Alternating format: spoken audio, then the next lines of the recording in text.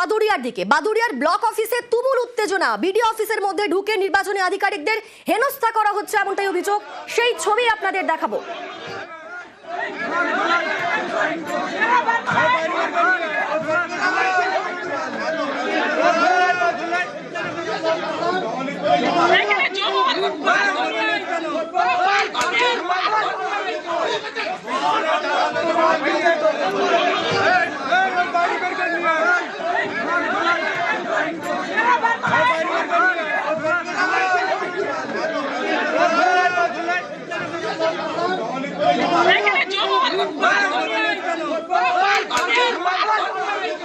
বাদুড়িয়ার block অফিসে এরকম পরিস্থিতি তৈরি হলো কেন? কি ঘটেছিল?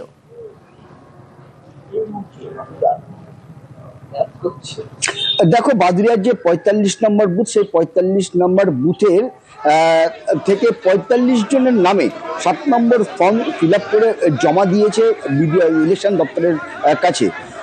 দীপক মণ্ডল নামে এক বিজেপি কর্মীর বিরুদ্ধেই অভিযোগ যে তিনি এই ৪৫ জনের নামে ৭ নম্বর ফর্ম ফিল আপ করে জমা দিয়েছে। তার মধ্যে ৩৩ জনকে মৃত দেখানো হয়েছে এবং ১২ জনকে দু জায়গায় ভোটার আছে এমনটাই দেখানো হয়েছে। এবং তারপরে তাদেরকে শুনানিতে যখনই ডাক পড়েছে, এরপরেই কিন্তু তারা এই যে ৪৫ জন এবং এই ৪৫ জনের পরিবার সহ গ্রামবাসীরা রীতিমতো ক্ষোভে ফেটে পড়ে। তারা গত পরশুদিন বাদুড়িয়া বিডিও অফিসে আসে এবং তারপরে সমস্যা নাম পেটায় গতকালকে আবারও তারা বাদুড়িয়া বিডিও অফিসে আসে এবং তারপরে তারা বিক্ষোভ দেখাতে শুরু করে এবং ইলেকশন দপ্তরের ভেতরে বিডিও অফিসের ভেতরে ঢুকে ইলেকশন দপ্তরের যেসব আধিকারিক, সেই আধিকারিকদের সঙ্গে প্রথমে বাগবিতণ্ডায় জড়িয়ে পড়ে এবং তারপরে রীতিমতো উত্তেজনা তৈরি হয় এবং আধিকারিকদেরকে হেনস্থা করা হয় বলেও কিন্তু অভিযোগ করছে। এবং এই বিষয়ে যখন আমরা বাদুড়িয়ার যে বিডিও, তাকে যখন আমরা এই বিষয়ে যখন জিজ্ঞাসা করেছিলাম, তিনি কিন্তু পরিষ্কারভাবে যেটা জানিয়েছে যে এই ৭ নম্বর ফর্ম ফিল আপ করে যিনি জমা দিয়েছেন, এটা যদি সঙ্গে থাকো, ভোটাররা ঠিকই অভিযোগ করছেন, আগে শুনবো।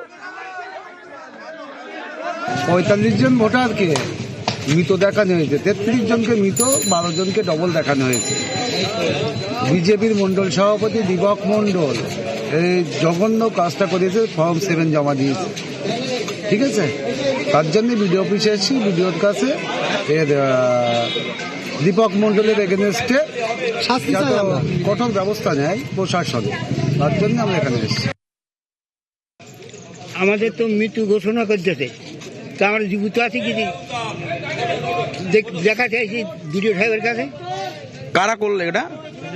বিজেপির লিডার। আমি চাই শাস্তি। আমাদের সঙ্গে অনুপম রয়েছে।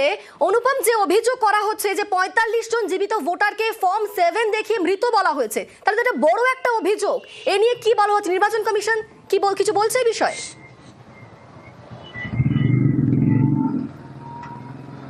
না, দেখো, এই যে এটা একটা বড় একটা অভিযোগ অবশ্যই।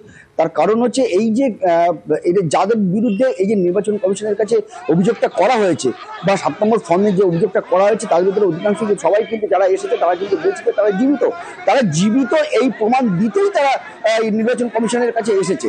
এবং তাদের যেটা ক্ষোভ যে এই যে এই ৭ নম্বর ফর্ম ফিল আপ করে জমা দিয়েছে, তার বিরুদ্ধে আইনগত ব্যবস্থা নেওয়া হবে। এবং আমরা এই বিষয়ে কিন্তু যে বাদুড়িয়ার বিডিও, তার সঙ্গে যখন আমরা কথা বলেছিলাম, তিনি কিন্তু পরিষ্কারভাবে সেটা জানিয়েছে যে ৭ নম্বর ফর্ম ফিল আপ করে যে জমা দিয়েছে, এটা যদি কোনো রকমে যদি মিথ্যা প্রমাণ হয়, তাহলে যে এই ৭ নম্বর ফর্ম ফিল আপ করে জমা দিয়েছে, তাহলে তার বিরুদ্ধে পুরো আইনত যেটা ব্যবস্থা হবে সেই ব্যবস্থা গ্রহণ করা হবে। উল্টো দিকে যারা এই নির্বাচন কমিশনের এই আধিকারিকদেরকে হেনস্থা করেছে, তাদেরকে আইন হাতে তুলে নেওয়ার জন্য তাদের বিরুদ্ধে কিন্তু আইনত ব্যবস্থা নেবে বলে জানিয়েছে বাদুড়িয়ার বিডিও।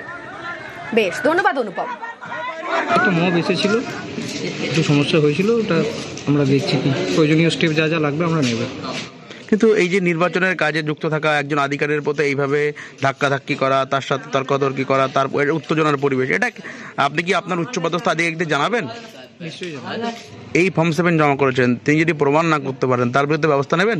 নিশ্চয়ই, যা যা আইন কানুন মেনে করা যায় আমরা নিশ্চয়ই দেখব। ফর্ম 7 এর ভিত্তিতে হিয়ারিং এ ডাকা হয়েছে। ফর্ম 7 এর ভিত্তিতে ঘোলাতে 215 জনকে ডাকা হয়েছে। বিডিও অফিসের সামনে বিক্ষোভ ভোটারদের। 215 জন ভারতীয় নয় বলে দাবি করে ফর্ম 7 জমা দেওয়া হয়েছে।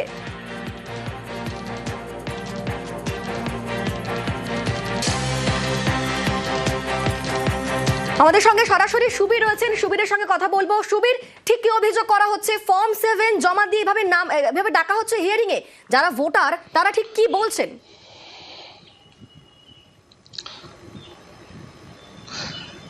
দেখো, বিলকান্দা 2 নম্বর পঞ্চায়েতের অন্তর্গত শহরপুর এলাকাতে অত্যন্ত অভিযোগ, যেটা খুব গুরুতর অভিযোগ তুলছেন ভোটাররা। তারা বলছেন দুজন ব্যক্তি, অর্থাৎ তারা এলাকায় বিজেপি কর্মী হিসেবে পরিচিত, তাদেরকে এই যে ফর্ম 7-এ তাদেরকে নাম নথিভুক্ত করে দেওয়া হয়েছে এবং তারা ভারতীয় নন এমনটাই বলে কিন্তু তাদের ফর্মে নাম নথিভুক্ত করা হয়েছে এবং 215 জনকে সেইভাবেই কিন্তু বিডিও অফিসে ডাকা হয়েছে শুনানি কেন্দ্রে।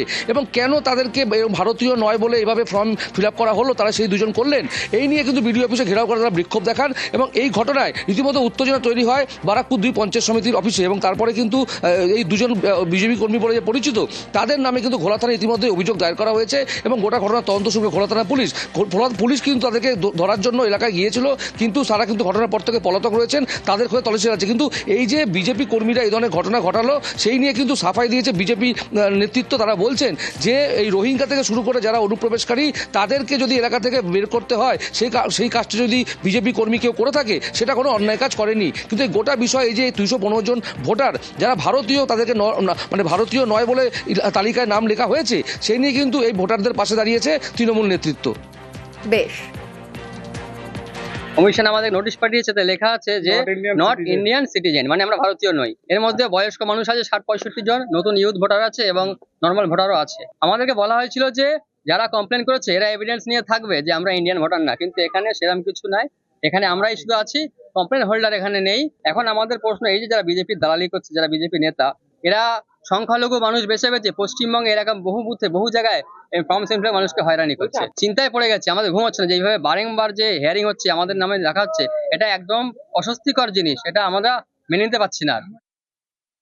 নির্বাচন কমিশন এখন শুভেন্দু অধিকারীর হিসেবটা মেলাতে ব্যস্ত। বারবার বলছিল না 1.5 কোটি বাদ যাবে, 1.5 কোটি রোহিঙ্গা, 1.5 কোটি রোহিঙ্গা। সাধারণ মানুষকে শুধু হ্যারাস করছে, কোনো মানুষের যাতে কোনো ক্ষতি নয়, প্রকৃত ভোটার যাতে বাদ না যায়, এটা আমরা দেখছি। ঘোলা থানার সাথে কথা বললাম, আমি আমার নেতৃত্বের সাথে কথা বলবো, আগামী দিনে যাতে কোনো সাধারণ মানুষ এই হ্যারাসমেন্ট না হয়, তার জন্য সারাক্ষণ আমরা